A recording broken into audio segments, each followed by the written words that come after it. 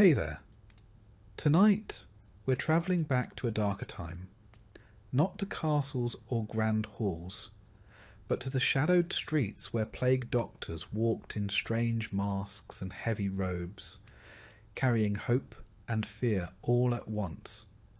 You'll drift through the life of a plague doctor, what it was like to face sickness and death day after day, to wear that infamous beaked mask, and to walk the fine line between healer and outcast during one of history's deadliest pandemics. If this kind of slow, immersive storytelling helps you relax and rest, feel free to like the video and subscribe, but only if it truly brings you peace. And drop a comment letting me know where you're listening from and what time it is. It's quietly comforting to know who else is out there, falling asleep to the same tale. So dim the lights, let the heavy robes settle, and let's step into the world of the plague doctor. And now, let's begin. The year is 1656. Congratulations. You've just been hired as a plague doctor. You don't quite know how this happened. Perhaps you were out of work and desperate. Perhaps someone misread your name in the town ledger and mistook you for a trained physician. Or maybe, more likely, nobody else was willing to do it. Either way, you are now the proud owner of the worst job in Europe. Your town is thrilled. You are considerably less so. The first thing they give you isn't a welcome or a handshake. Heavens no. They hand you a pouch of coins, paid in advance, because statistically speaking, you're not expected to survive long enough to collect your wages later. It's generous in a suspicious sort of way, like a man handing you a lantern and sending you into a mine that's already on fire. They assure you it's an honourable appointment. You've been chosen to serve the people in their time of need, which is a polite way of saying you'll be surrounded by corpses before the week is out. Now let's get you suited up. There's no official training, of course, no school, no mentor, no handbook. But there is an outfit. Oh yes, the outfit. First, you pull on thick leather breeches that smell like a dead cow rolled in vinegar. These are meant to protect you from the bad air. Not that you understand how exactly. Then comes a long oil-soaked cloak, black, heavy, and slick to the touch. This is your outer shell.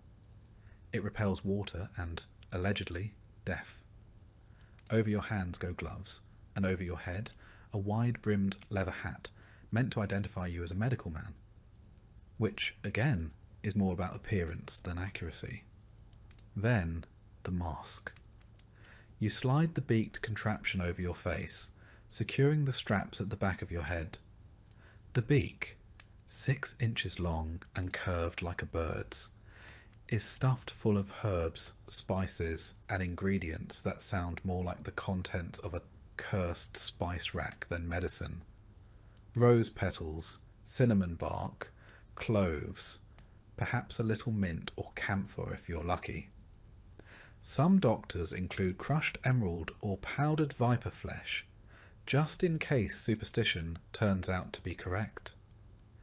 Inside the beak, the air is stale and sickly sweet. The herbs are supposed to protect you, to filter the foul stench of rot, to cleanse the miasma believed to carry disease. The prevailing theory is simple. Bad smells are dangerous, and good smells keep you safe.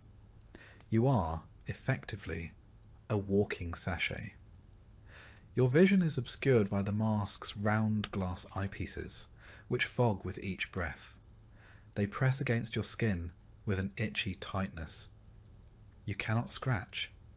You cannot sneeze. You cannot see much of anything clearly. But you're ready. They hand you a wooden cane. You weren't expecting this, but it comes with the job. The cane is multi-purpose. It allows you to examine patients from a distance, lift blankets, prod lumps, or gently tap a foot to see if it still twitches. But it has another function as well. Should you be surrounded by desperate, plague-stricken townsfolk, crying, screaming, clawing for help, this stick is your only defence. You're not only a healer, you are a moving target. You begin your rounds. The streets are mostly silent. A few shutters creak in the breeze. Somewhere a church bell tolls, not for a service, but for a body. The carts have already come by this morning, their wheels leaving muddy tracks behind them. Each cart was piled with corpses, wrapped in sheets or left bare. Some looked peaceful, most did not. You arrive at your first home. A servant meets you at the threshold, holding a cloth to his mouth. He gestures toward a room in the back. The smell hits you before you even open the door. A sickly blend of sweat, vomit, and decay. You steel yourself and enter. The woman lies still on the bed, her skin pale and waxy. A lump bulges beneath her neck, angry and red. A bubo, unmistakable. Her eyes flicker beneath closed lids. She's burning with fever. Her breath comes in shallow gasps. You approach, extend your cane, and gently prod the swelling.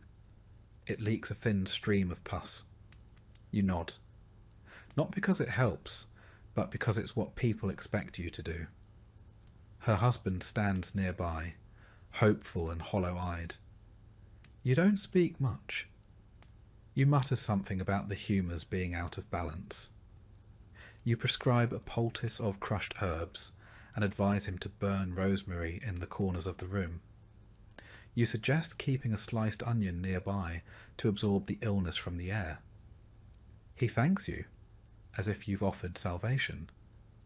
You haven't. You record the visit in your notebook. You use initials instead of names. There are too many patients now, and names make it personal. You cannot afford personal. As you leave, you notice a child sitting in the hallway, silent and still. His eyes track you as you pass. He doesn't move. You suspect he's already infected. You don't say anything. What would be the point? You continue down the road, checking homes marked with charcoal crosses. Some doors are barred, others are ajar. A few families are still inside, clutching loved ones who no longer breathe. They ask for help. You give them herbs. You give them words. You give them the illusion of care. At one point, a man rushes toward you from an alley, frantic and coughing. He grabs your arm. You feel the jolt of fear before anything else. You raise your stick, not hard, just enough to make him back away. He stumbles, apologizes, weeping. He says his wife is ill. He says he's scared. You nod and follow. Her bubo has already burst. She will not last the night. You give her a prayer. You give him a list of things to burn. You move on. By afternoon, you've seen a dozen homes. Some people greet you with hope, some with suspicion.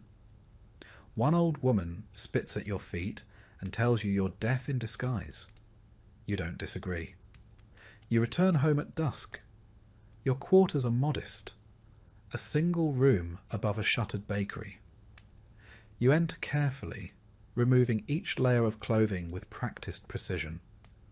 The gloves come off first. Then the cloak, stiff with dried sweat and stained at the hem. Then the mask. You hang everything near the hearth, letting the smoke dry what little moisture remains. Your face is red and chafed from the straps. Your eyes sting. You wash your hands 3 times, scrubbing until the skin burns. You inspect your arms and neck for signs. No lumps, no fever, not yet. You light a candle and sit at your desk. Your notebook lies open, pages marked with scrawled observations. crude drawings of boils and rashes. You try to organise your thoughts, but they blur. All the patients run together now. Same symptoms, same endings. You eat a small piece of bread. You sip weak wine. You listen to the muffled quiet of a dying city. Outside, the wind picks up. Somewhere a scream echoes, brief, then cut short. You say a prayer, not because you believe it will help, but because it's the only ritual you have left. You think of the woman from earlier. You think of her husband, who still believes you can save her. You think of the child in the hallway. Then you stop thinking. You must. Because tomorrow you'll put on the mask again and go out to face the plague. The dawn light seeps through your shutters, but it brings no comfort. It only illuminates the dust motes dancing in the still air, a silent testament to the fact that life itself has been put on hold. You don your gear in near darkness, the oil-soaked cloak stiff as cured leather, gloves pulled snug over your hands, hat tilted low, and the mask, the very thing you both loathe and rely upon. You settle the beak between your nostrils, inhale the stale bouquet of crushed rose petals, myrrh and vinegar, and step into the morning's hush. Outside, the streets are unrecognisable. Market stalls stand abandoned, their wooden frames half collapsed under the weight of disuse. A broken barrel of apples lies, rotting in the gutter, pale worms crawling over its fermenting flesh. The cheerful cries of street vendors have been replaced by the distant tolling of church bells. Once a call to worship, now the sombre yet relentless clock of mortality. Every 12 hours, a new death. Every 12 hours, a new marker in the ledger. You pause beside a boarded-up bakery, where the sweet clamour of fresh bread has been replaced by decay. Rats dart across the cobbles, emboldened by empty streets and overflowing refuse heaps. They don't wait for twilight anymore.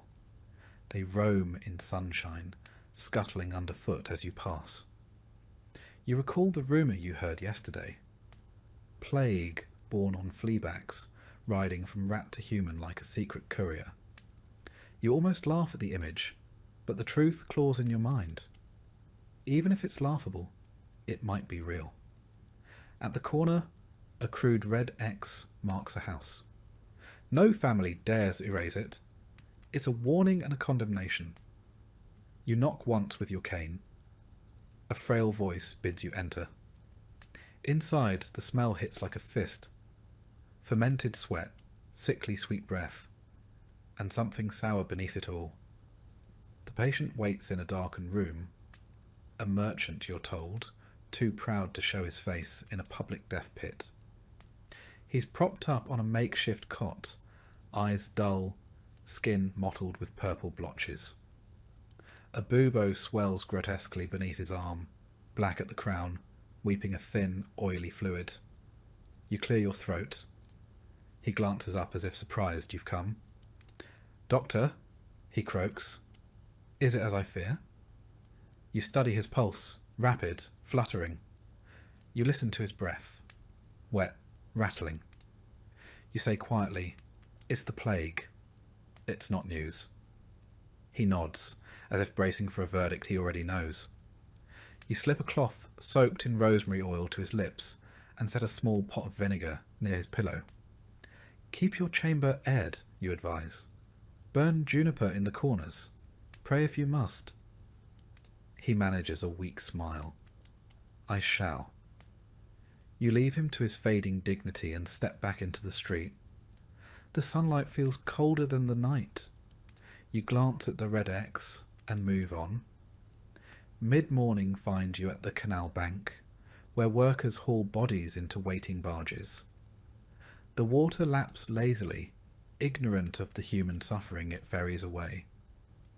You see a body wrapped in sailcloth, pushed over the edge with a shove. It floats for a moment, face half submerged, eyes staring at the sky. Then it slips beneath the surface, swallowed by the canal's dark mirror. The men say they're grateful for the duty. It's honest work, paid weekly, and one hopes the plague avoids them in return. But you've seen more bargemen dead than alive this month. You move to the next scene, a makeshift quarantine station in the old monastery. Pews have been removed to make room for rows of cots. Smoke from burning rosemary coils up to the vaulted ceiling. Patients lie in shrouds of white linen. Some moan, others stare at the ceiling, counting cracks in the plaster. A young novice tends to them, his hands shaking behind a half-mask of cloth. You exchange a silent greeting, then begin your rounds. First, an elderly widow. Her gaze is bright, unnervingly so. She grips the bars of her cot, foot tapping with nervous energy. "My dear," she says when you kneel, "I keep expecting a knight in shining armour, but you'll have to do." You offer her a pale smile beneath your beaked facade. "I'm all sorts of armour, I'm afraid." She chuckles, and for a moment the horror softens. You prod her bubo lightly with your cane. It's firm, hot to the touch. "Plenty of rest," you tell her, "and drink broth, if you can manage." She nods and grips your hand, leather glove and all, as if it were a bard's lute, offering comfort in a cruel world. Next, a young labourer, body wasting, breathing in short gasps. His father stands at the foot of the cot, knuckles white, prayer beads sliding between fingers. You offer no words, just a nod. He mouths a silent plea. You write in your ledger. Male, mid-20s, advanced stage. Family present, prognosis terminal. The very act of writing feels like betrayal, recording life as if it were a commodity. You step outside the fumigated halls into a courtyard where children, orphaned or abandoned, wander aimlessly. A girl with tangled hair approaches, holding a wilted flower. She offers it to you. You accept. "Thank you," you say, as if any thanks could matter. She smiles, turns, and joins the others, skipping stones into a stagnant fountain now clouded with rot. The emotional toll claws at you. You've seen grief so raw, it scorches the soul. Parents rocking empty cradles. Siblings begging for a dead brother to wake. You have watched the local apothecary faint at the sight of his first bubo, and the blacksmith curse the plague for stealing his wife. You have borne their questions. Why? How? When? And you have no answers. By midday, you're exhausted. Your legs ache from hours of walking. Your back protests under the weight of your cloak. A cough has begun in your chest. A dry, persistent tickle you ignore. You lean on your cane, head bowed beneath the mask's weight, and take a moment to breathe. You think of all the plagues that came before. Justinian's in the 6th century, which may have killed 10,000 people a day. The Black Death of the 14th century, which claimed a third of Europe's population. And now this relentless third wave in the 17th century, returning like an unwelcome ghost. Each time, humanity adapts, survives, and forgets. That cycle comforts you more than you admit. Rejuvenated only slightly by your own grim reflection, you press on. A cluster of homes by the slaughterhouse block beckons, a place even more foul than the rest. You enter the first, where a man sits among overturned chairs, clutching his bleeding arm. He tried bloodletting himself, he says, attempting to cut away the poison. A bandage covers the wound, already stained. You take his arm, inspect the makeshift tourniquet, and shake your head. "You're weakening yourself," you say. "Stop. Rest. Let nature run its course." He scowls, but silent exhaustion wins. You apply a fresh poultice, noting the rash creeping up his sleeve. Next door, a mother tenders a hobbling son whose leg is swollen grotesquely. He limps to you, head held high. You clear your throat, he says, "I should be in the fields?" You nod, managing sympathy through your beak. "Soon," you say, "when you're well." His mother's eyes flicker with hope. You don't allow yourself to see how hollow it is.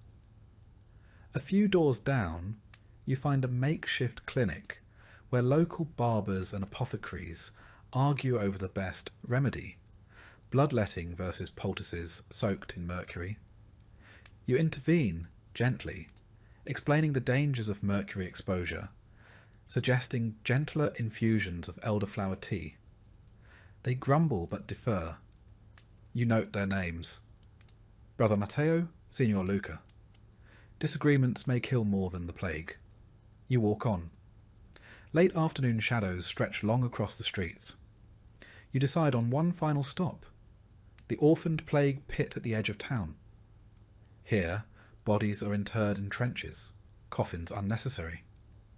You've never witnessed the diggers at work. No one dares. Today you will. You approach, mask ready, cane tapping. Two men in tattered cloaks stand at the edge of a freshly hewn trench. They throw bodies in like refuse. A child's small body lands last. You pause, catch its shoe as it slips. The men glare. You drop it. They toss the body in. The pit echoes with muffled thuds. You lower your head in prayer. You do not know which deity still listens. You pray nonetheless. On your way home, you pass the chapel. Half its roof collapsed, its walls blackened by smoke from nearby burnings. A discarded prayer book lies open in the dirt, pages fluttering in the breeze. You read an incantation half erased by ash. Deliver us from plague and pestilence. You close it gently, set it on a ledge. Perhaps someone will return for it, perhaps not. Night falls before you reach your lodgings. You enter, remove each piece of gear, hang them to air. The mask peers at you from the hook, as if mocking. You scrub your hands raw, yank the cloak off, and strip. You check your skin for lumps. None yet. Good. You sit at your desk in candlelight and write. Today, visited 18 households. Recorded 32 cases. 5 recoveries unlikely. 27 critical, 11 deceased. Observations. Miasma thicker near slaughterhouse. Rats congregate at canal bank. Children less symptomatic but likely carriers. Remedies. Continued fumigation with juniper. Discourage bloodletting. Next, petition for additional leeches. You close the ledger. You try not to think about tomorrow. How many more will die? How many more questions you cannot answer? You blow out the candle and lie down, robe still on. Your chest aches. You cough twice in the dark. The world is dying. And you in your mask and cloak can only bear witness once more. You sit by the fire, mask resting on the table beside you. It stares up at you with its hollow glass eyes and long, curved beak, a grotesque parody of a bird's skull, painted and waxed and stuffed with pungent herbs. You've worn this thing every day for months now. You've eaten in it, slept beside it, spoken to the dying through it. You can't remember what your own voice sounds like without the echo of that hollow snout warping it. And still, you're not even sure if the thing works. The townspeople fear it, of course. Children cry when they see you. Dogs bark. Even the dying flinch at the sight. You look like death itself. Tall and shapeless, cloaked in black, with a bird's face looming above the stink of pestilence. And maybe that's the point. If nothing else, the mask is honest. It doesn't offer hope. It offers warning. You are not salvation. You are the man who comes when all else has failed. The irony is that this mask, the most iconic symbol of the plague doctor, is barely older than your own apprenticeship. People speak of it as if it's ancient, as if every doctor during the Black Death wore one. But the truth is, the bird mask is a recent invention. You're walking through the middle of its debut performance. The older doctors didn't have these. Back in the 14th century, physicians simply tied cloths around their faces or carried pomanders, little metal balls filled with herbs, to sniff when the air got too foul. Theories of disease were based on balance and smell and God's wrath, not bacteria. And it wasn't until men like Charles Delorme, a French court physician of all things, got the bright idea to turn those pomanders into something wearable. He designed this get-up for royal doctors during outbreaks in Paris and Rome. A long overcoat coated in wax, gloves and boots made from Moroccan leather, a hat to show your profession, and the beak. Always the beak. 1/2 foot long, curved like a carrion bird's, stuffed with whatever fragrant nonsense you could find. Rose petals, cloves, cinnamon, vinegar-soaked cloth, powdered viper flesh, if you fancied yourself daring. The logic, of course, was sound by the standards of the time. Everyone believed in miasma. Bad air, corrupted by decay, floating invisibly through the streets and seeping into your lungs. The plague, they said, lived in this air. It clung to sewage, clung to corpses, rose from the ground after too much rain. So, if air was the problem, then purifying that air must be the solution. Thus, the mask. 2 small breathing holes near the nostrils, and between them and your lungs. A stuffed wall of theriac. A concoction of more than 50 ingredients blended into a single overpowering perfume.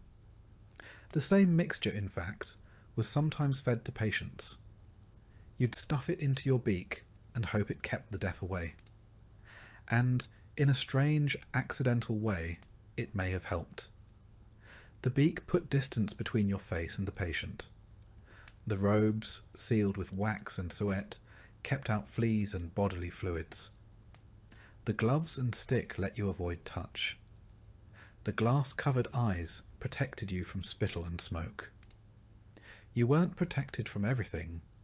Certainly not from the real cause, Yersinia pestis, the tiny invisible bacterium carried by fleas on the backs of rats.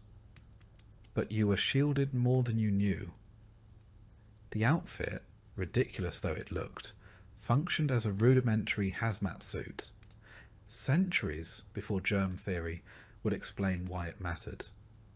Not that this made you feel any safer. For all its layers, the mask is suffocating. The herbs turn sour within a day. The vinegar stings your eyes. The waxed robes make you sweat until your underclothes are soaked. You walk like a statue, arms stiff, breath ragged behind a wall of rotten flowers. Sometimes, after hours on your feet, you forget you're even wearing it, until a child screams, or a horse rears back, or a man grabs your sleeve and calls you crowface. Then you remember. And still, myths swirl around you like flies around the corpse cart. One man insisted to you that your mask was cursed, that its shape summoned death, like a sigil carved into flesh. Another claimed you were no doctor at all, but a sorcerer, keeping plague in the beak and releasing it house by house. More than once, you've been followed through the alleys by men muttering prayers, clutching crucifixes, as if your presence alone could damn their souls. You understand why the mask unsettles them. It has no expression, no human warmth. It is entirely functional. And when you speak, your voice becomes inhuman, hollow, muffled, drifting like a ghost across the gaps between rooms. But what else are you meant to wear? A smile, a wreath of healing herbs and hope. The dying don't need to be comforted with illusion. They need to see the truth, that this is a war, and that you, like them, are just trying not to be the next casualty. Once, a barber surgeon mocked your mask openly in the tavern, said you looked like a fool, claimed his apron and saw were more honest tools than your crow costume. He offered to bleed a bubo then and there, bet you a week's wages he could cure what your mask could only smell. 3 days later, he was dead. His assistant took over the practice and stopped laughing. There's madness in the air now, not just sickness. You see it in the way people treat you. Some recoil as you pass, clutching at rosaries and spitting in your shadow. Others reach out and grab you, wailing for help, for prayers, for a miracle.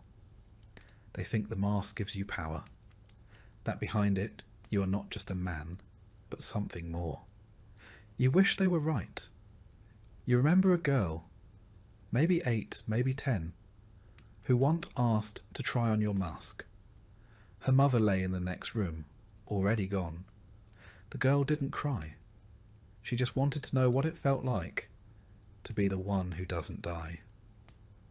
You let her hold it, briefly. It was too heavy for her. She gave it back without a word. Later that night, you passed her house again and found the door marked with ash. There are days now when you forget what your own face looks like. You shave by touch. You avoid mirrors. When you remove the mask at night, it leaves red lines along your cheeks, a ring of indentations where the straps cut deep.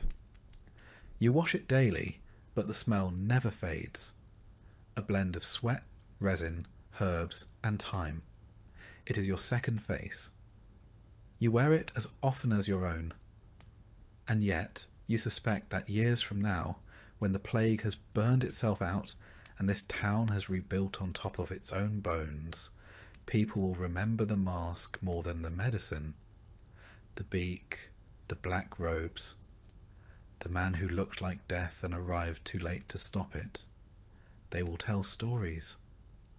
Say you appeared like a spirit in times of sickness, that you walked among the dying with herbs in your nose and blood on your gloves, that you saved lives, or took them, that you were a healer, or a demon.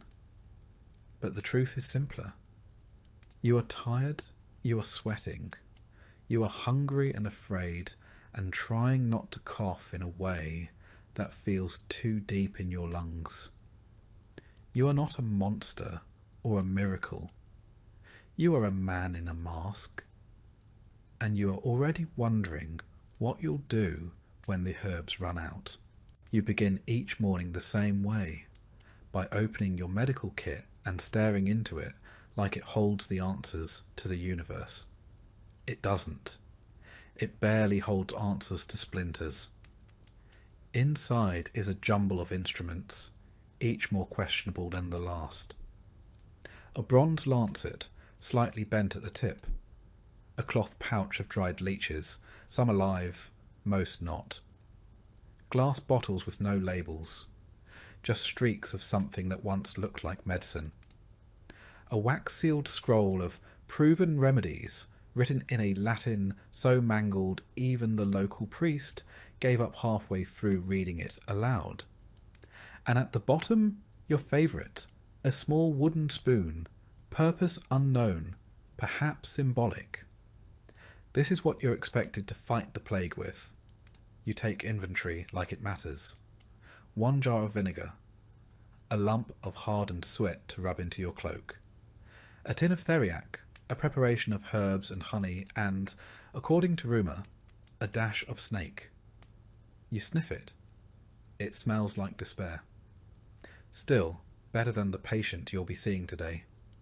You set off, tools tucked under your arm, like a scholar bringing books to a lecture. Only you're the scholar, the lecturer, and the poor soul scheduled to fail the exam all in one. Your first visit is a cooper, or was. He's not making barrels anymore. His wife answers the door with shaking hands and asks if you'll bleed him. He says he's full of poison, she whispers. You nod. That sounds about right. Inside, the man lies on a bench, chest bare, bubo under his arm bulging like a rotten pear. He groans. You pull out your lancet and hold it up to the light. It glints. He looks at it like it might be salvation. You know better. You make the incision. Blood pours out, thick and dark. He screams, convulses, then lies still. His eyes roll. His wife rushes to his side. He's sleeping, she says hopefully. You say nothing. You clean your lancet, rewrap it, and move on. Bloodletting. The ancient cornerstone of medicine. Galen swore by it. Hippocrates, too. The idea is simple. Bad humours collect in the blood, and by removing some of it, you restore balance to the body. The practice is tidy on parchment, far less so in person. You've drained more men than you care to count, and most of them still ended up in the pit. Perhaps they'd have gotten there sooner without you, or perhaps you merely gave them something else to worry about in their final hours. Next house. A young woman in a back room. Her mother insists on onion poultices. You nod. Why not? You help her crush a few bulbs, spread them on cloth, and wrap them around the girl's swollen neck. The air fills with the sharp sting of sulphur. She gags. So do you. You try cupping next. You light a flame inside a glass jar, press it against her skin. The suction raises a welt. It's meant to draw out the plague, or the fever, or the evil spirits, depending on who you ask. All you know is that it leaves marks. Whether it helps is anyone's guess. She cries when you leave. Not because of the pain, because she can tell by your silence that she's not improving. There's a barber surgeon on the other side of town. You saw him once attempt cauterization, lancing a bubo with a red-hot poker. The sound the patient made still haunts your dreams. The room filled with the stench of burnt flesh and melted pus.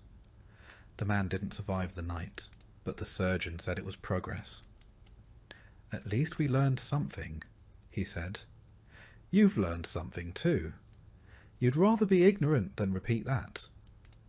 You check in at the apothecary, but he's locked his doors. A sign hangs outside. No new medicines, no old ones either. Fair enough. His shelves are probably bare. You remember when he still offered jars of dried frog, powdered pearls, or tinctures brewed from ash and chamomile. Some of it was even expensive. The people who could afford such luxuries are mostly dead now. The survivors have taken to boiling mint and calling it a cure. You yourself have run out of several ingredients. You used to carry wormwood. Gone. Poppy syrup? Gone. Anything vaguely numbing? Gone.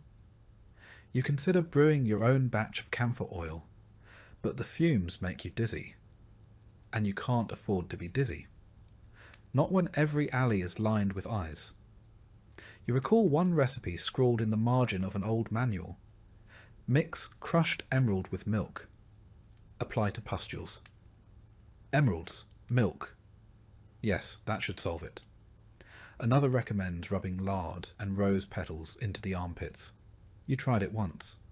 The patient died smelling fantastic. Your cane taps a rhythm as you walk past a row of shuttered windows. Somewhere behind one of them, a man coughs violently. It doesn't sound like the plague, but it doesn't sound good either. You keep walking. You reach the old granary-turned-pest house. The sick lie on beds of straw, some groaning, some motionless. You kneel beside a boy no older than 12. He's barely breathing. His skin is cold, his lips cracked. His eyes open when you speak, but he doesn't answer.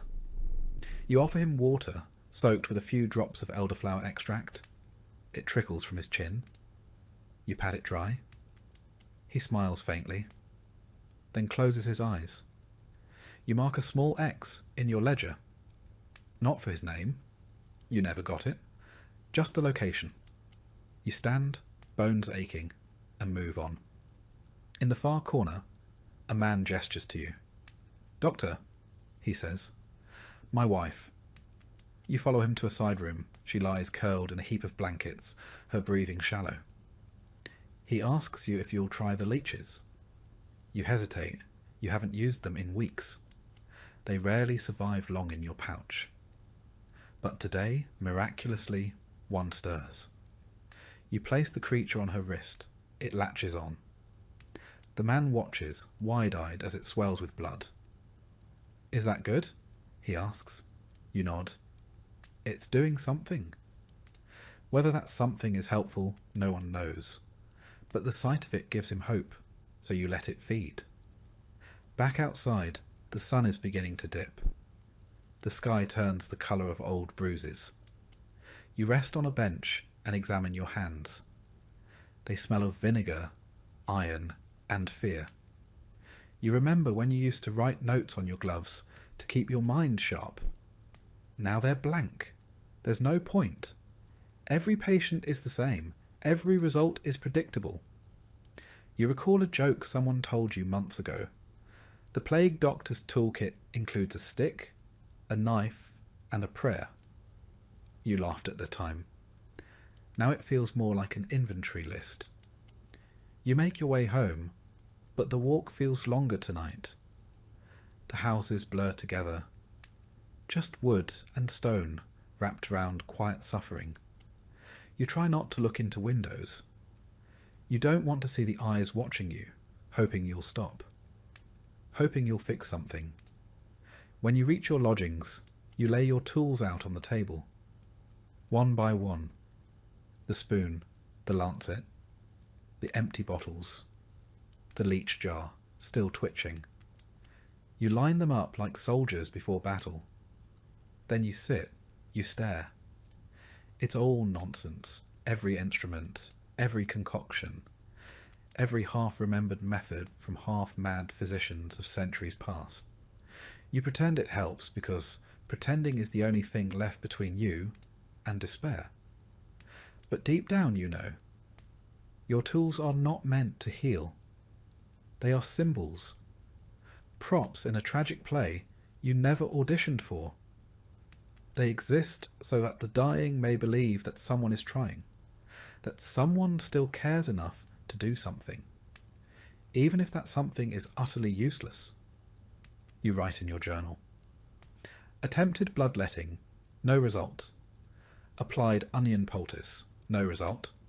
Cupping, mild, blistering. Leeches, inconclusive.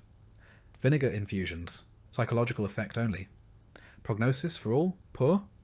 You stop. Ink pools beneath your quill. Your hand trembles. You light a candle, not for light, but for warmth. The mask hangs beside you, its empty eyes reflecting the flame. You almost ask it a question. Almost. Instead, you close your eyes and whisper the only diagnosis that has never been wrong. We did all we could. And then, in the quiet that follows, we just don't know what we're doing. The trouble with being a plague doctor isn't just the death. It's what comes after it. Or rather, who comes after it. You are not just the man who arrives when someone falls ill.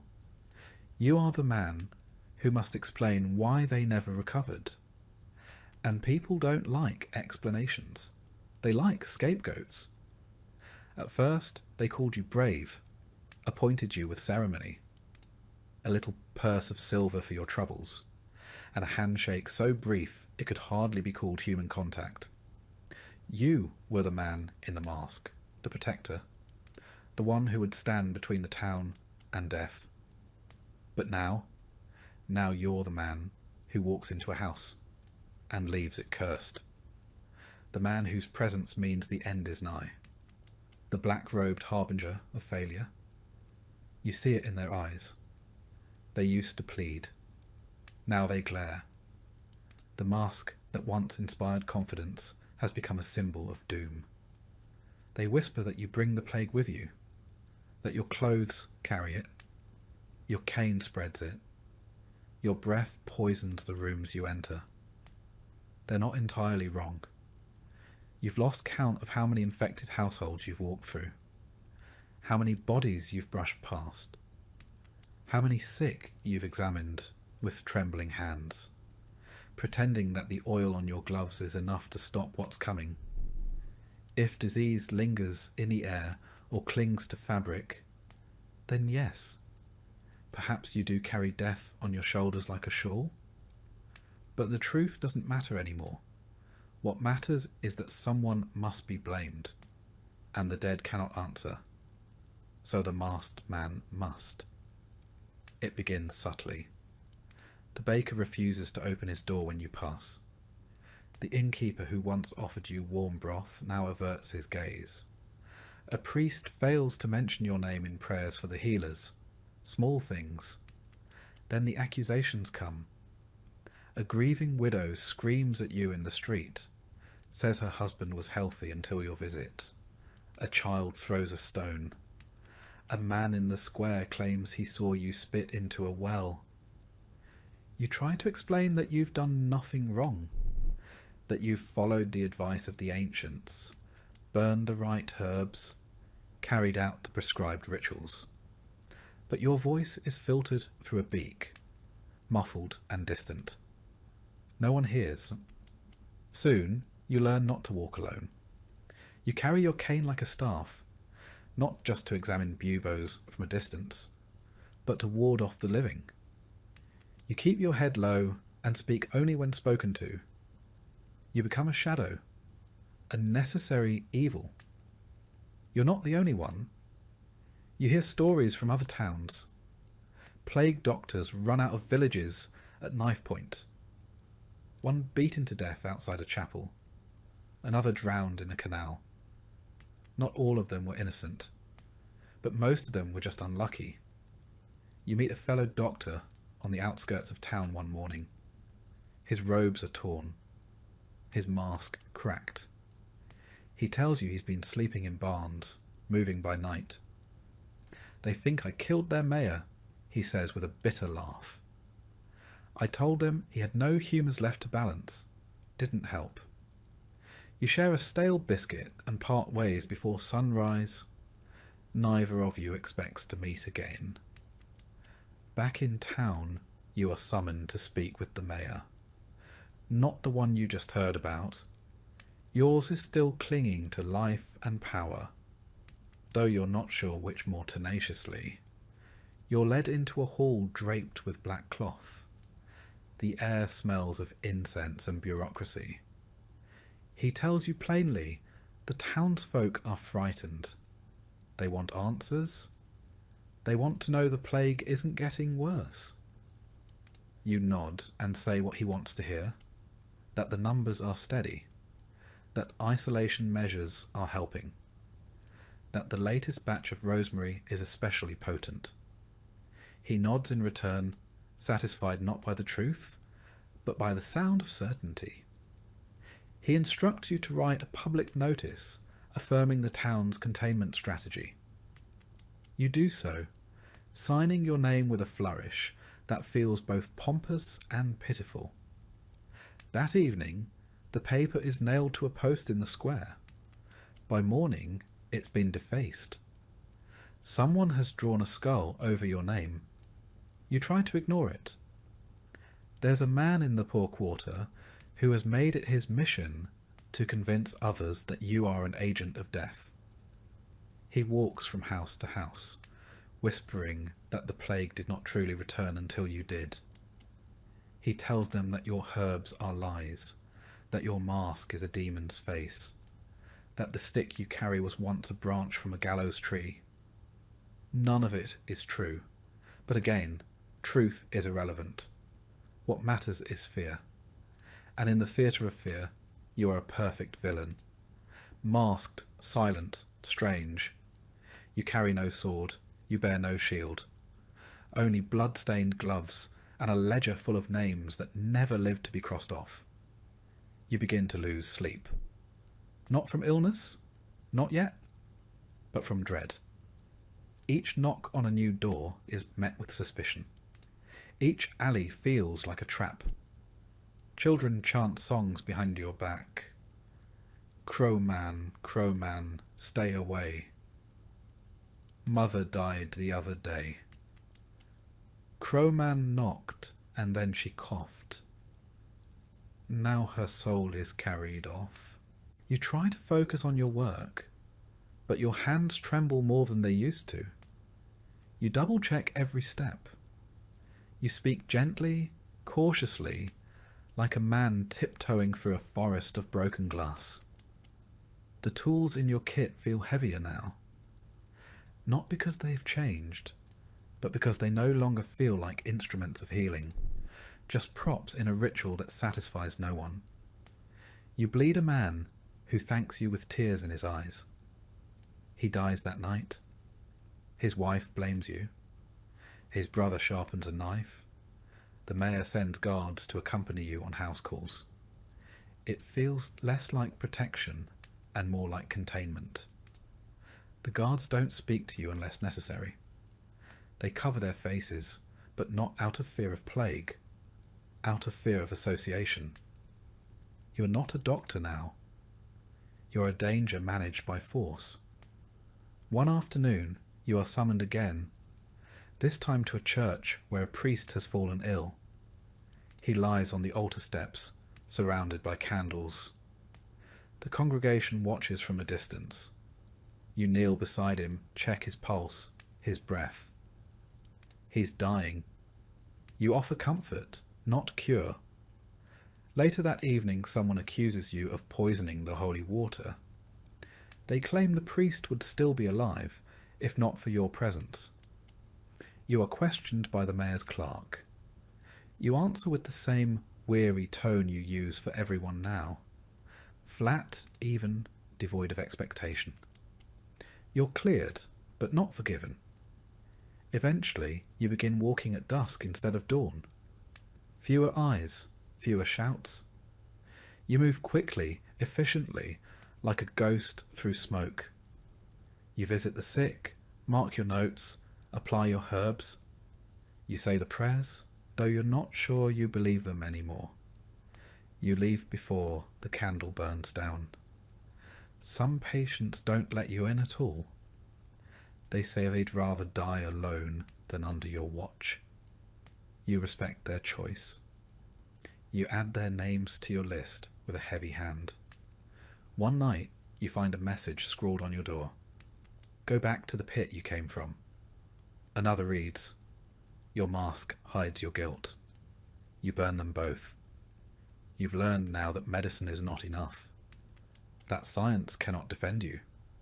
That the truth, when people are dying, has the weight of smoke in a hurricane. You speak less, write more, pray quietly, work quickly, leave no trace. You are no longer just a plague doctor. You are a man dodging the knife edge of fear, and learning more each day that the plague does not always kill with fever. Sometimes it kills with blame, and you are running out of ways to survive both. At first you didn't notice them. The rats, they were background noise, part of the scenery, scurrying along gutters, rummaging through refuse piles, slipping beneath doors and floorboards.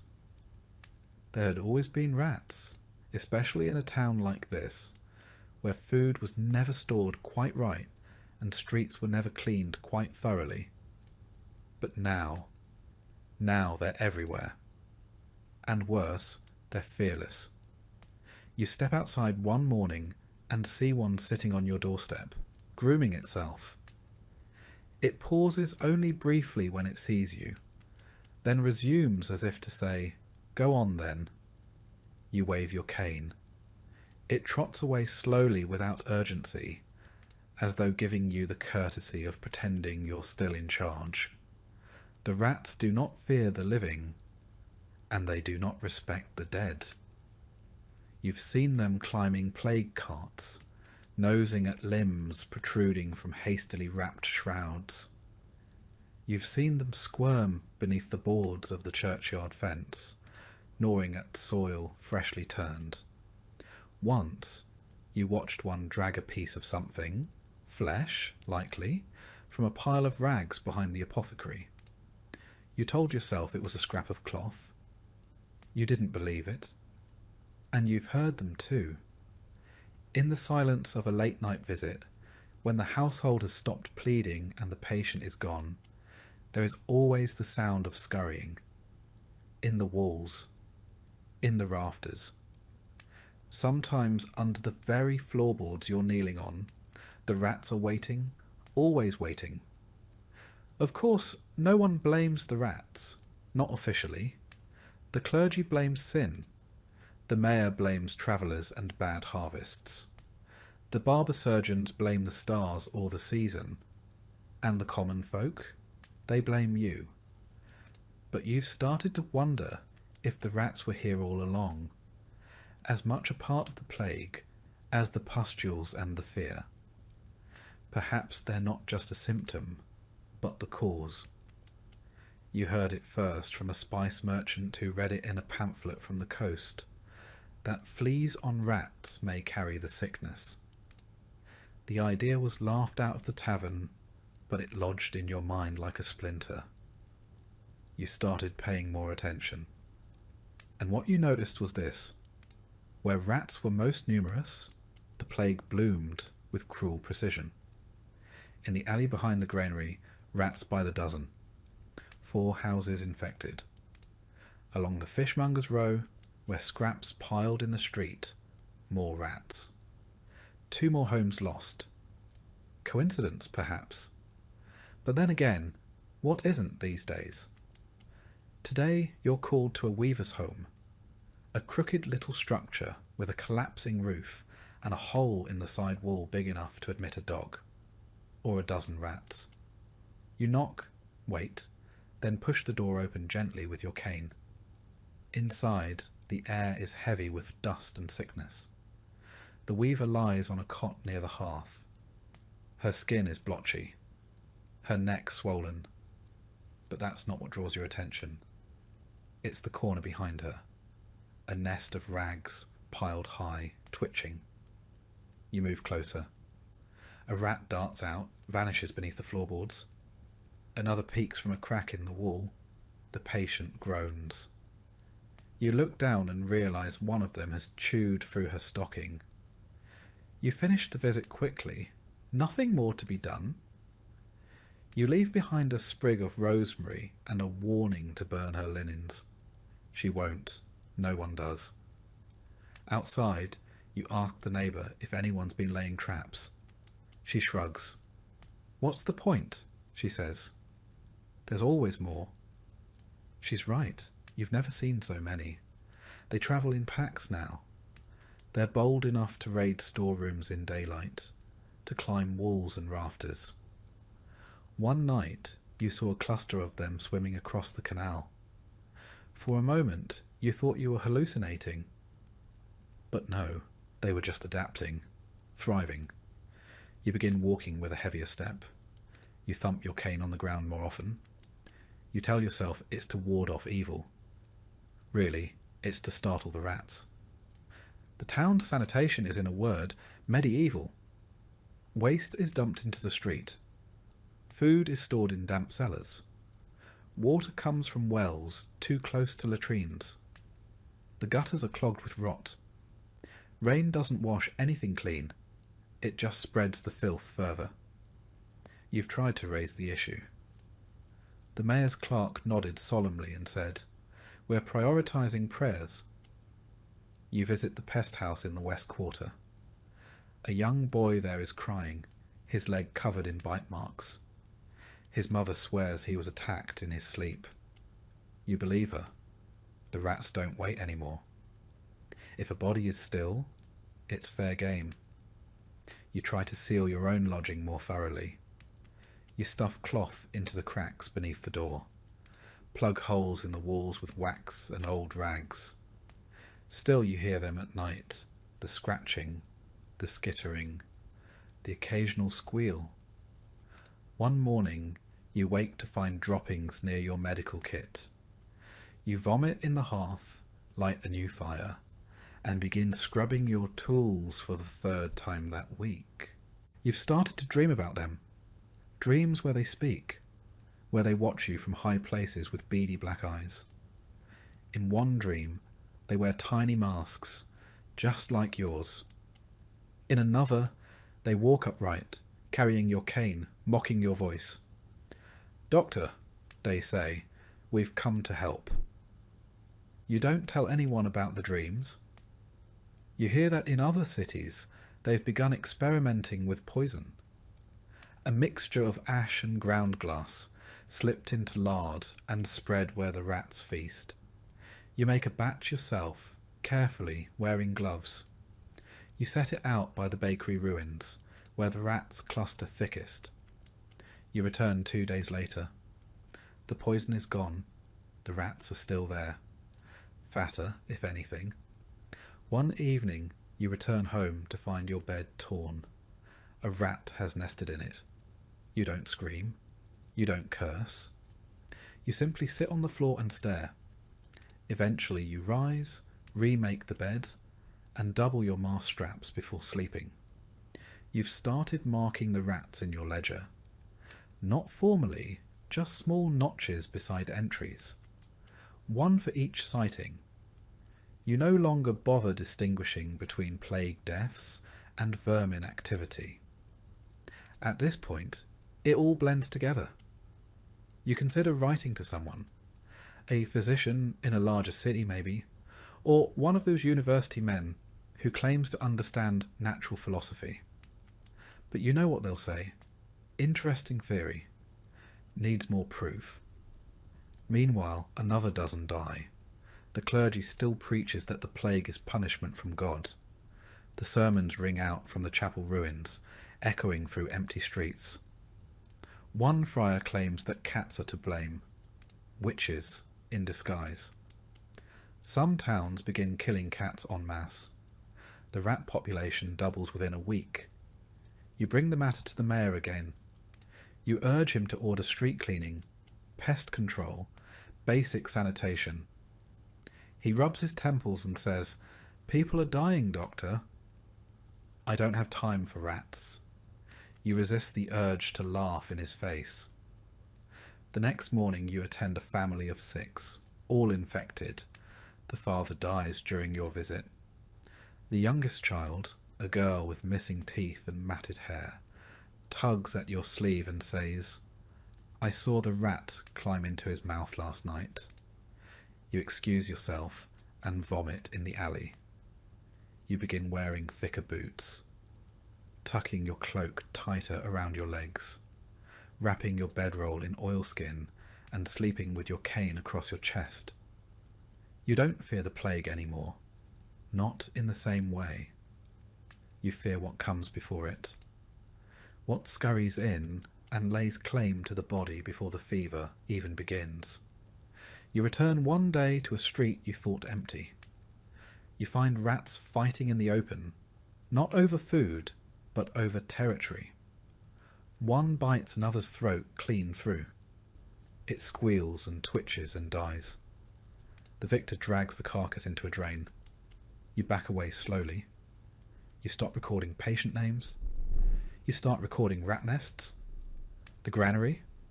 The tanner's shed. The old stable near the wall. The church vault. You tell yourself it's for the good of the town. That if anyone survives this, they'll want to know where to begin rebuilding. Where to dig. Where to burn. But part of you knows the truth. The rats aren't going anywhere. They're not a symptom. They're not a side effect. They are the inheritors of this town. You're just passing through. And as you walk the alleys at dusk, stick in hand, boots heavy, mask suffocating, you feel it in your bones, You can't outrun the rats. You never could. When you first put on the plague doctor's robe and mask, you thought you were stepping into a role of salvation, a healer amid despair. You imagined your presence might stem the tide of death, that your skills and care could make a difference. But almost immediately, you learned the harsh reality. Your role was far less heroic and far more tragic. You were hired to die. No one said it outright, but it was understood.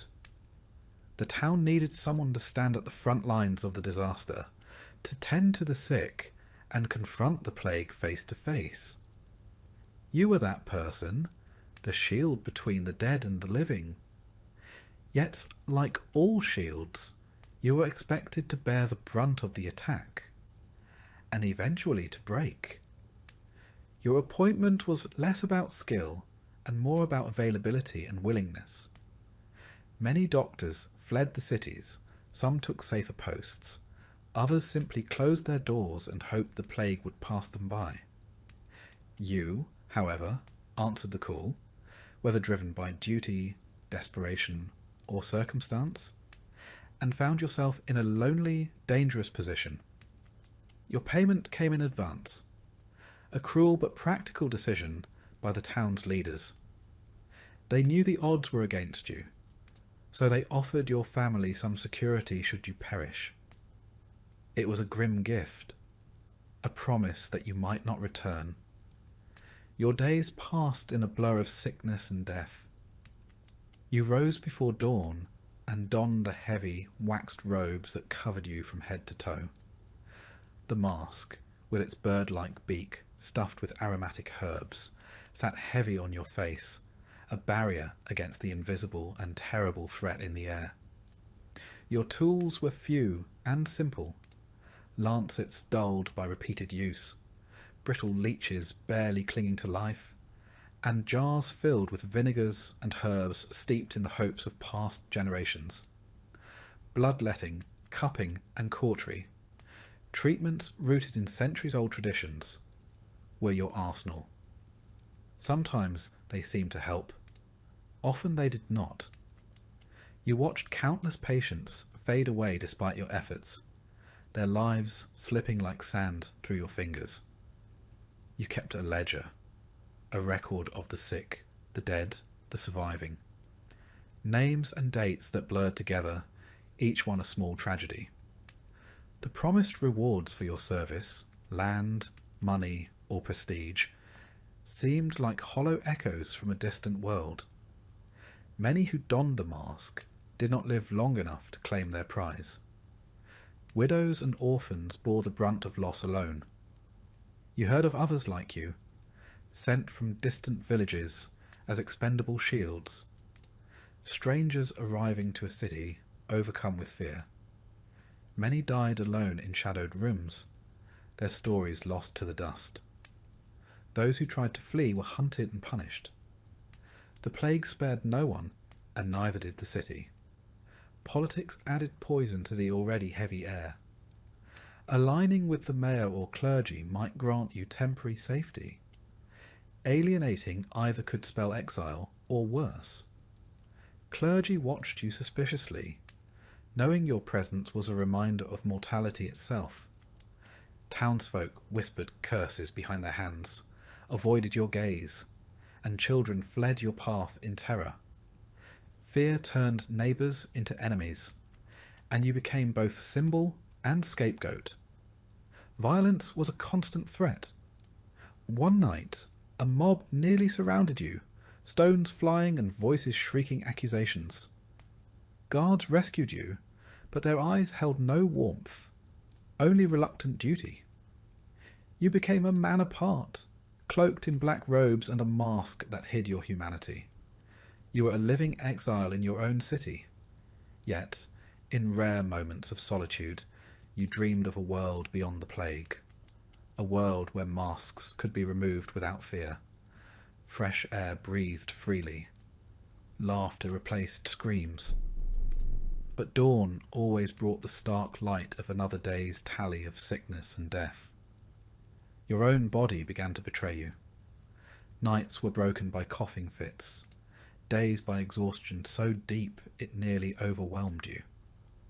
You told yourself it was fatigue, but deep inside you feared the slow poison of the plague. The mayor summoned you often, demanding report and hope. You offered what little you could, balancing truth and necessity to prevent mass panic. You enforced quarantines, watching families torn apart as loved ones were isolated in cold pest houses. Many never returned. You questioned the morality, but spoke only in silence. You watched colleagues fall to sickness and despair, their bodies wasting and spirits breaking. You clung to your journal as a refuge in the chaos, recording symptoms, treatments, and occasional glimmers of success. Despite the odds, you returned each day, not from hope, but out of duty. At night, lying awake with the mask resting beside your bed, you whispered vows to endure as long as breath remained, to ensure your sacrifice would not be forgotten, even if your name faded from memory. Your senses sharpened with each passing day. The scent of decay, the sight of swollen buboes, the distant wail of grief became familiar, nearly normal. You learned to walk the fine line between compassion and self-preservation, between caring and despair. Every step you took was a gamble, every patient a potential final encounter. You started noticing small things. The flicker of candlelight behind shuttered windows, the hushed prayers whispered in empty streets, the way rats seemed to grow bolder by the day, scurrying freely beneath piles of refuse and even over bodies left unattended. The rats, you realised, were as much a part of the plague as the disease itself. Your cloak, once a barrier, now felt like a shroud. The mask, a suffocating burden. But you wore them still, because to remove them was to invite death closer. You learned to seal every opening, to scrub your tools obsessively, to avoid the sickest patients when you could. Still, plague found its way through cracks and pores into flesh and bone. There were moments of bleak humour, a dark laughter born from desperation. You joked with a colleague about how the plague was the town's most effective tax collector, never missing a payment. You laughed bitterly at the absurdity of it all, the rituals and remedies that were no more than superstition. Yet beneath the humour lay a deep sadness. You had lost friends, neighbours, perhaps even family to the same fate you faced daily. The city's life seemed to drain away, replaced by silence and sorrow. You often wondered who would survive this nightmare, if anyone would, and what the world would look like when the plague finally lifted. You remembered the first patient you could not save, the child whose eyes met yours in confusion and fear. You carried that moment with you, a weight heavier than any cloak or mask. It drove you forward, even as your own strength waned. Your health declined steadily. You found yourself increasingly fatigued, haunted by fevers and chills. You wondered if you were already infected, but fear alone was not a reason to stop. There were still those who needed care and duties that no one else would fulfill. The nights grew longer and darker, and your dreams were plagued by shadows. You dreamed of rats wearing your mask, of the dead rising, of being trapped in a world where the air itself was poison. You did not share these dreams. There was little comfort to be found in fear. You began to prepare for the inevitable. You wrote letters to your family, hoping they might understand the sacrifice. You made peace with the idea that your name might be lost to history, your story untold. Yet you clung stubbornly to your duty, knowing that your stand bought time for others. In your final weeks, you move slower, your steps heavier, yet your resolve remained strong. You continued to visit the sick, to comfort the dying, to carry bodies away. You were the last barrier, the thin line between the plague and the living. And when your time came, as it surely would, you accepted it not with fear, but with a grim sense of purpose. You had served your role. You had faced the darkness. You had endured as long as you could. You were hired to die. Your life was the price paid for a city's fleeting chance to survive, and in that sacrifice lay a sombre dignity few could understand. The days grow darker, and the air heavier with the smell of smoke and sorrow. You find yourself no longer just a healer or a witness, but the grim conductor of death's procession. Cart after cart rumbles through the narrow streets, piled high with bodies wrapped in hastily sewn shrouds, their weight a crushing reminder of how many lives the plague has claimed. Your hands, once steady with medicine and compassion, are now calloused and raw from hauling corpses onto the carts, from dragging them from homes where the living no longer remain. Each body is another story ended, another family shattered. You once wrote names, but now you record only numbers, the sheer volume rendering individual identities impossible to maintain. The smell of burning is constant.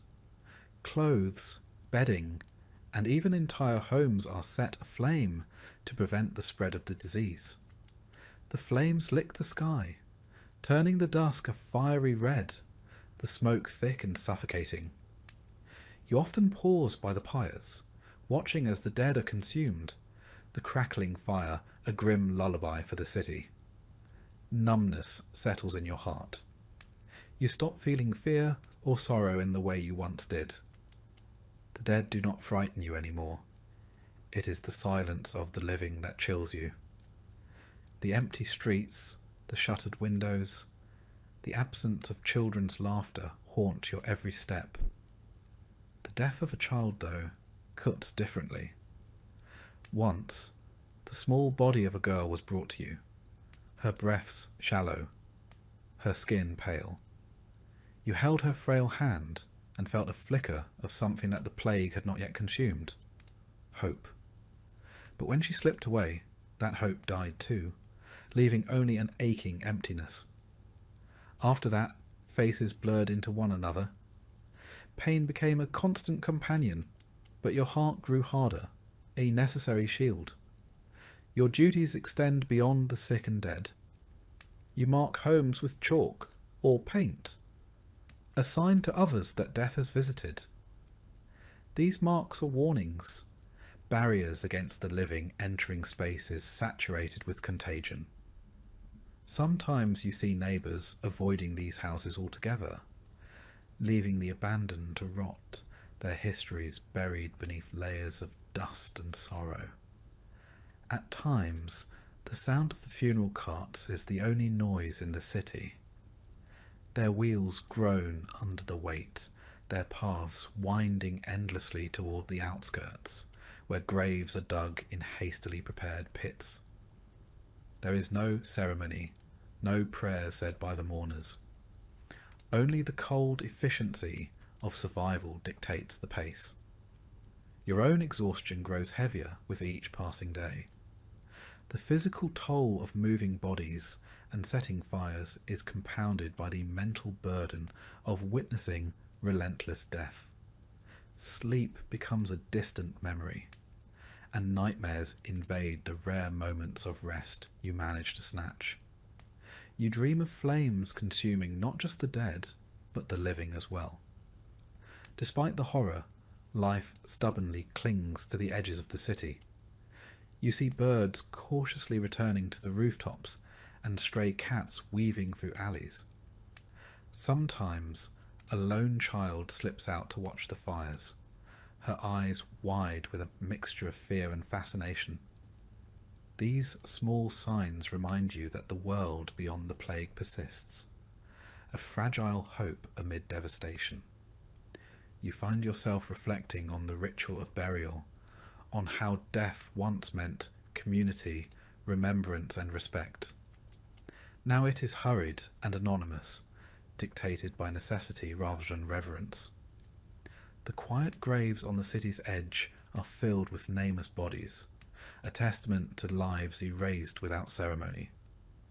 The scent of smoke, ash and decay fills your senses constantly. It clings to your clothes, your skin, your breath. You wash as often as you can, but the smell lingers, a reminder that death follows you everywhere. Even when you close your eyes, the image of burning pyres is seared into your mind. At night, the city is eerily silent except for the crackle of distant flames and the occasional wail of grief carried on the wind. You lie awake, listening to the sounds that mark the end of another day. The last breath taken, the final flicker of a candle, the slow extinguishing of life. You wonder how many more days like this you can endure, how many more bodies you will carry, how many more fires you will light. The weight of it presses on your soul, but you have no choice but to continue. The city needs you, even if it cannot say so. One evening, you watch as a young boy is brought to the pest house, his small body covered in sores and bruises. His mother follows silently, tears streaming down her face. You place your hand on the boy's fevered brow and promise him comfort, though you know well the chances are slim. The boy's frightened eyes meet yours briefly, and in that moment the enormity of your role strikes you anew. You have become more than a healer or a witness. You are the keeper of memories, the guardian of a city's final moments. The dead have ceased to frighten you. It is the silence of the living, the absence of voices and laughter, that haunt you most deeply. The fires you light burn not only the bodies, but also the fragments of a life once lived. You think of the families now broken, the homes abandoned, the futures erased. The weight of sorrow is almost unbearable, yet you carry it silently, determined to serve until your strength fails. Each day blends into the next. The smell of smoke and ash is a constant companion, mingling with the metallic tang of blood and the sickly sweet scent of decay. You breathe it all in, a bitter perfume that clings to your very being. You find small moments of grace in the midst of the devastation. A brief smile from a survivor, a flower blooming defiantly in a cracked stone wall, a bird's song breaking the silence. These fleeting glimpses remind you that life persists, even in the darkest times. Yet the burden of your task never lightens. You continue to cart the dead, to mark the homes, to tend to the few who remain. Your hands grow rough, your heart heavy. The city around you changes, its pulse slowing, its breath growing shallow. You wonder how many more fires you will set, how many more tears you will witness. The plague is relentless, and so is your duty. You are the unseen flame in the night, burning away the past to make way for a future you may never see. Your nights are restless, filled with dreams of flames and shadows. Sometimes you dream of the faces of those you could not save, their eyes accusing and sad. You wake with a start, heart pounding, the memory lingering like smoke in the air. Despite the exhaustion and sorrow, you press on. There is no choice. The city needs you to carry this burden, to hold the line until the plague finally passes. You are the quiet force at the city's heart, the last light against the encroaching darkness. One day, as you prepare to leave the pest house, A woman approaches, her eyes red from tears. She clutches a small bundle, a child barely alive. She begs you to do what you can. You nod, your hand steady despite the weariness. You take the child into your care, knowing the odds but refusing to surrender hope. You become the bearer of grief and the bearer of fragile hope. Your days are spent in the shadow of death, but your heart clings to the possibility of life. You are the city's silent sentinel, standing watch over its last breaths.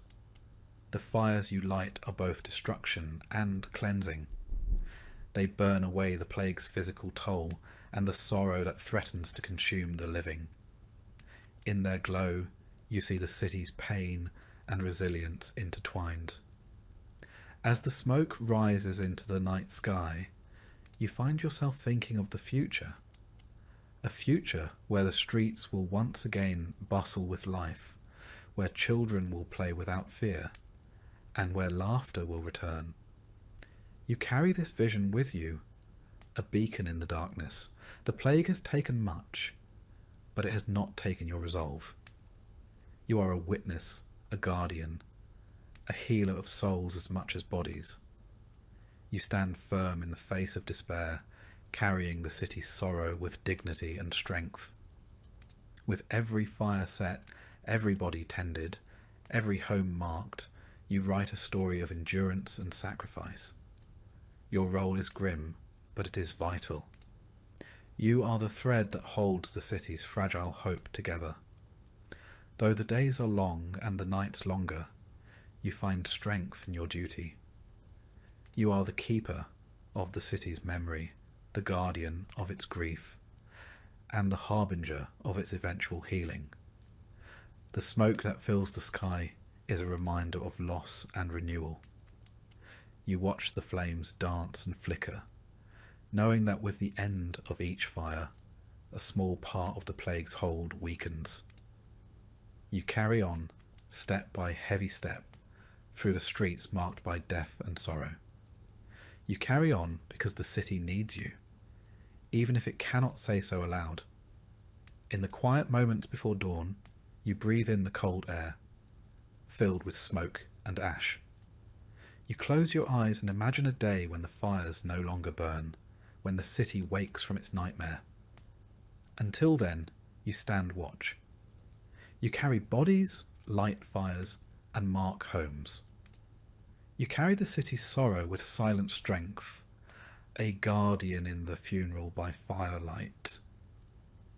And as the flames flicker and die, you find a strange comfort in their glow, a promise that even in the darkest times there is light. The world of plague doctors was one filled with hardship, but also ridicule. From the very first day you donned your heavy waxed cloak and the infamous beaked mask, you became a figure of mockery among those who called themselves healers. The monks preached from their pulpits that the plague was divine punishment, a scourge sent by God to chastise sinners. Their remedy was prayer and repentance, and any other method was met with suspicion or disdain. Barber surgeons flaunted their razors and leeches, confident in the ancient art of bloodletting, certain that restoring the balance of humours was the only true cure. They laughed at your costumes and potions, dismissing your efforts as foolishness. Apothecaries sold their exotic mixtures in fragrant shops, promising cures that too often offered only false hope. Amidst this cacophony of belief and rivalry, you stood alone, the oddity wrapped in leather and herbs, wielding a wooden cane to keep distance from the sick.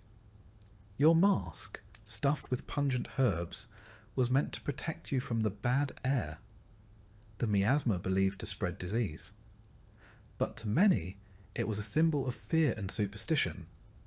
Children ran from you, adults crossed themselves, and whispers of curses followed your steps. You are seen as a harbinger of death, a figure both feared and ridiculed. In taverns and town squares, fierce debates raged between monks, barbers, apothecaries, and doctors. You listened, often silently, as they argued over the cause and cure of the plague. Monks decried sin and demanded repentance. Barbers boasted of their bleeding skills, and apothecaries touted their latest remedies. When drawn into argument, you defended your observations and cautious treatments, only to be met with scorn and accusations of heresy. Despite the mockery, you persevered. Every day you risked your life tending the sick and dying, gathering notes and patterns to better understand this relentless killer. Your journals grew heavy with symptoms, treatments attempted, and outcomes observed. Some patients showed signs of relief, but many succumbed despite every effort. Your methods were primitive, but grounded in experience and the desperate hope for a breakthrough. The plague fractured the medical community, weakening the city's response. Instead of unity, there was rivalry and distrust. The monks urged prayers, the barbers bled their patients, and the apothecaries sold potions.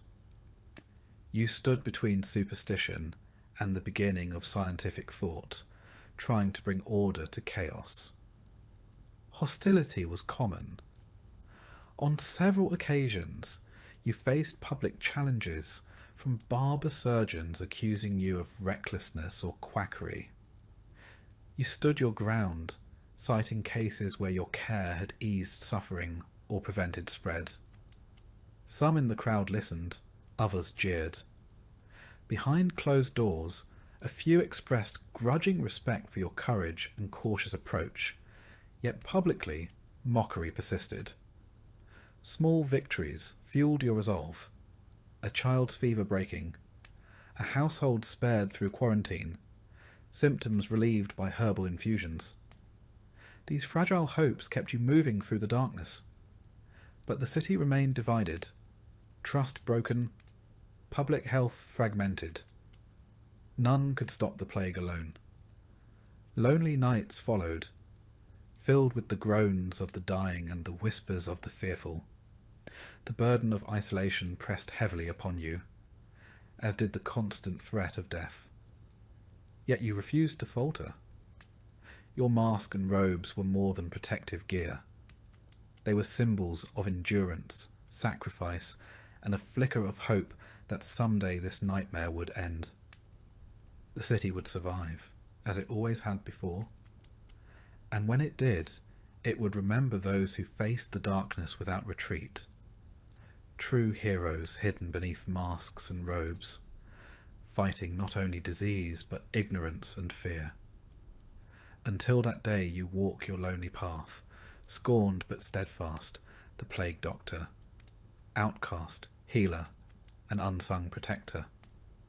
You spend long hours moving through the city's darkest corners, entering homes where hope has long since fled, and despair sits thick in the air. You carry with you not just herbs and remedies, but a heavy weight of responsibility.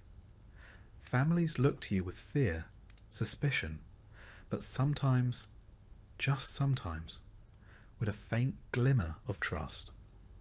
In those moments, you feel the full burden and blessing of your role, to be the thin line between death and mercy in a city overwhelmed by plague. Your robes, heavy and stiff with wax and leather, made you an odd sight. Children ran in terror at the sight of the bird-like mask, and some adults crossed themselves as you passed by. You are seen as both a harbinger of death and a fool, a contradiction that left you neither respected nor truly feared. You sought knowledge wherever you could find it, studying ancient texts and gathering the fragmented wisdom of those who had faced plagues before. You experimented with herbal remedies, isolation tactics, and rudimentary hygiene measures. But every success was fleeting. Every step forward met with 2 steps back as the plague swept mercilessly through the city. The tension between you and other medical practitioners was palpable.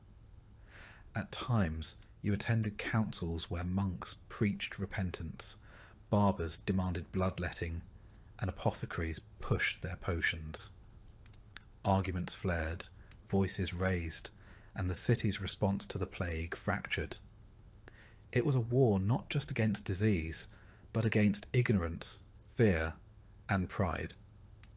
In the quiet moments between the horrors, you wondered if your efforts mattered at all.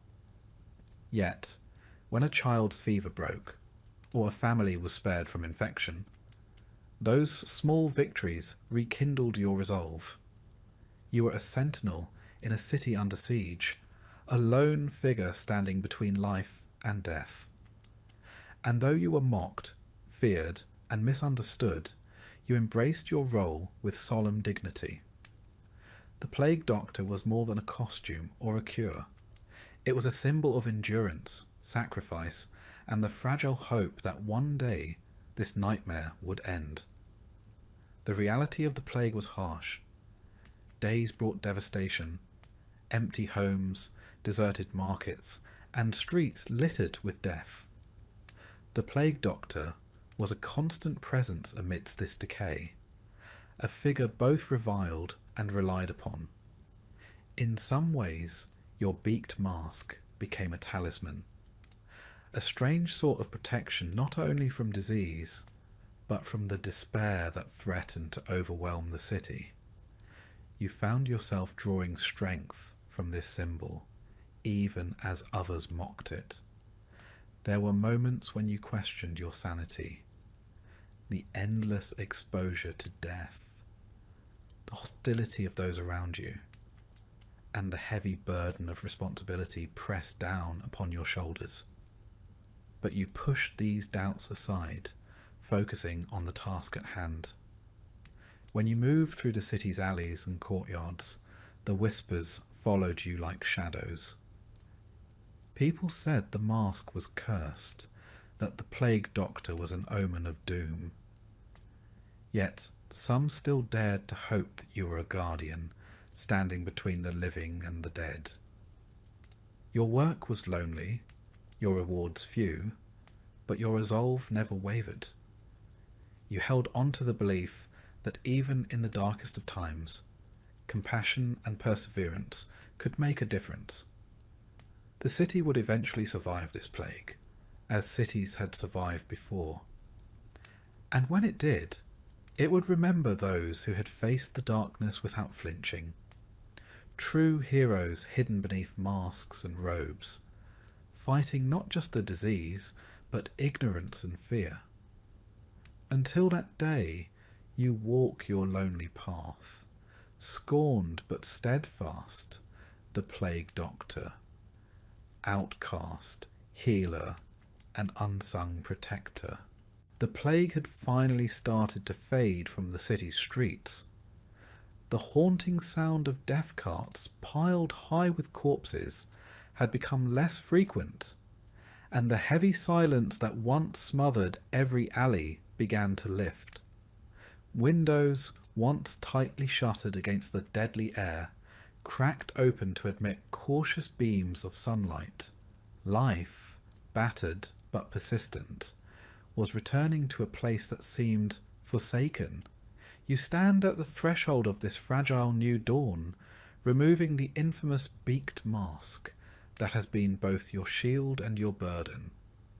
The weight of the mask, lifting from your face, does not bring relief as you had hoped. Instead, a new heaviness settles in your chest. Your reflection in a cracked mirror shows a man changed by suffering. Hollow eyes rimmed with exhaustion, cheeks sunken from sleepless nights and unending grief. The person you see is a ghost of the man you once were, forever marked by the plague. Those who survived look at you with a strange mixture of emotions, gratitude mixed with suspicion, pity tinged with fear, and sometimes thinly veiled contempt. To many, you are the plague incarnate, a walking symbol of death itself. Children shy away at your approach. Mothers clutch their children closer. Even old acquaintances avoid your gaze. You try to shed the emotional armour you wore for so long, the mask, the robes, the protective distance. But memories cling stubbornly. Faces of the lost crowd your dreams like shadows. The screams, the stillness, the stench of decay. They invade your waking moments and sleep alike. Night after night, you awaken gasping, drenched in cold sweat, your throat raw and aching as if the mask's weight still presses upon your lungs, the wooden cane slipping from clammy hands. Your body bears the marks of the ordeal too. Bruises, cuts and burns from long days tending the ill throb with lingering pain. Your hands tremble, recalling every life they touched and every body they lifted. A deep weariness settles in your bones, a hollow ache lodged within your chest that no amount of rest can ease. Yet the city begins its slow, tentative recovery. New life pushes through cracked stones and burned earth. Flowers bloom where corpses once lay. Laughter cautiously returns to bustling markets. Smoke rises from chimneys bearing the scent of cooking fires. The world is reborn, but you feel estranged, a stranger among the living. Neighbours you once aided now avoid you, uncertain if you are friend or lingering curse. Rumours whisper that the plague doctor has gone mad or still carries the sickness within. These whispered fears cut deeper than any blade. You reach out, seeking connection, but find only distance. The relentless grief and trauma have reshaped you, altering how you see yourself and the world. Simple conversations feel strange. Familiar faces seem unfamiliar. You are isolated, even among those who survived. The nights are the hardest. You find your way to the ruins of the old chapel, where prayers for the dead still echo among crumbling stone. There you kneel, whispering the names of those lost too soon. Friends, strangers, the many you carried in your arms in their final moments. In this sacred silence, you seek a fragment of peace, a balm for your weary soul. Slowly, you come to understand that the plague's toll extends far beyond the bodies it claimed. It carved deep wounds into hearts and minds, scars invisible to the eye, but no less real. Survivors bear the weight of trauma, grief, and loss in ways even time may never fully heal. Your story does not end with a triumphant celebration or a hero's welcome. It unfolds quietly, in the slow, difficult work of healing both the city and yourself. You are a survivor of a nightmare few will remember. A man who faced death cloaked in leather and herbs, who carried hope amid despair.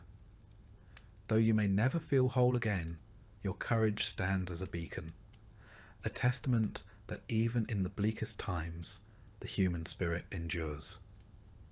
As the days stretch longer and seasons shift, you reclaim fragments of your lost life. You relearn the gentle rhythm of sleep without the suffocating mask. You breathe deeply without dread and meet faces without flinching. Yet memories, sharp and unyielding, remain. The weight of every soul lost, every failed treatment, every family torn apart shadows your path. You find new purpose in passing on what you learned. In dimly lit rooms, flickering candlelight casts dancing shadows as you share stories of courage and caution. You teach the importance of observation, isolation, and compassion.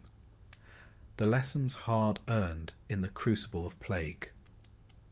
Your voice bridges the chasm between a dark past and a hopeful future. Though the mask no longer hides your face, The wisdom you carry shapes a city determined to be better prepared. Sometimes, when the night is deepest, you catch yourself reaching for the mask, a reflex born of years battling an unseen enemy. But each time you resist, anchoring yourself in the present, refusing to be haunted by the past. You stand quietly, listening to distant church bells tolling for the dead, feeling the slow pulse of life reawakening in the streets. You understand the plague's shadow will never fully lift.